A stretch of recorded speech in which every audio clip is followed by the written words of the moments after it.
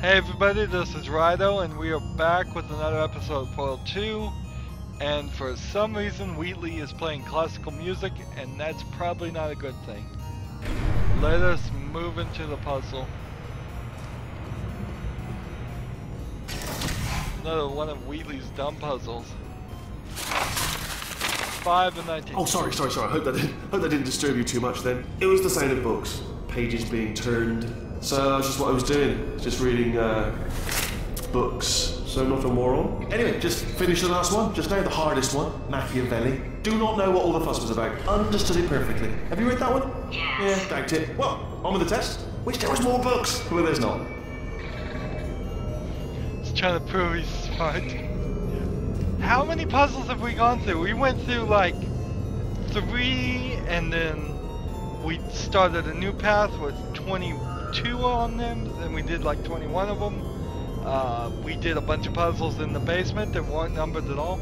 I thought they were going to use a old-fashioned sign to number the puzzles, but unless they were sprayed on the sides and I just wasn't paying attention, I didn't even see a numbering system that we were going through for the down old facility puzzles.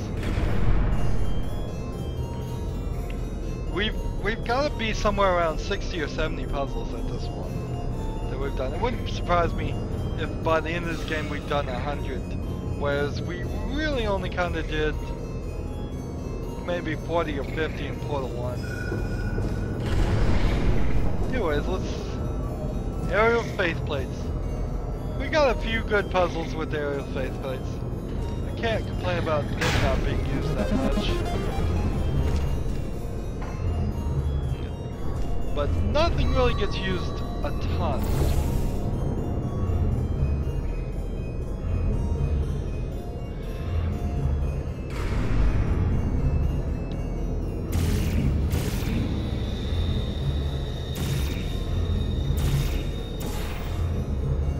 Alright, so that'll get me up higher. Let's try that. Now, what does that solve? That I'm up higher. Can I put one over on this side? No. Put one over here. That'll push me over this way. Put one over there.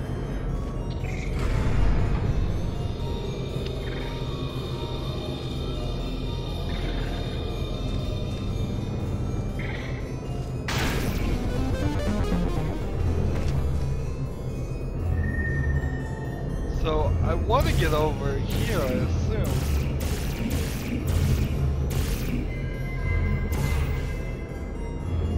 Oh, I see.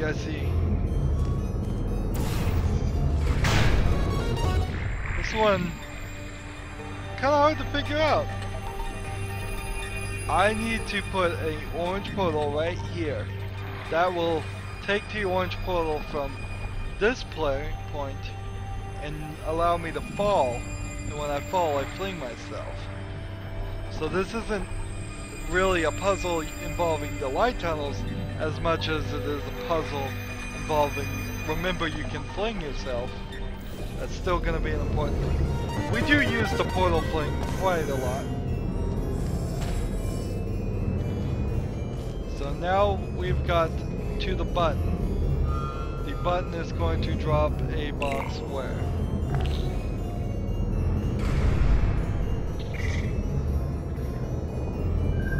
Right there, and through the thing, and down it went. So, let's try this again.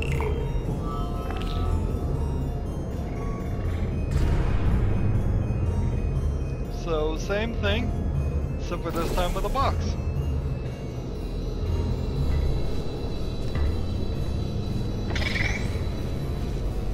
Oh, what was that? There was nothing! There was nothing! Yeah, it was pretty much nothing. Simple puzzles. Not really. I can understand people getting stuck on these puzzles, but they're small enough and there aren't enough elements. And having the gaping holes in the floors just limits the area where you can put portals, on top of these black panels limiting the area where you can put portals. The body he's squatting in, my body, has a built-in euphoric response to testing. Eventually you build up a resistance to it. It can get a little unbearable, unless you have the mental capacity to push past it. It didn't matter to me. I was in it for the science. Him, though. Alright, so apparently testing gets them high. Don't do drugs, kids. You might end up in a robotic body running a facility.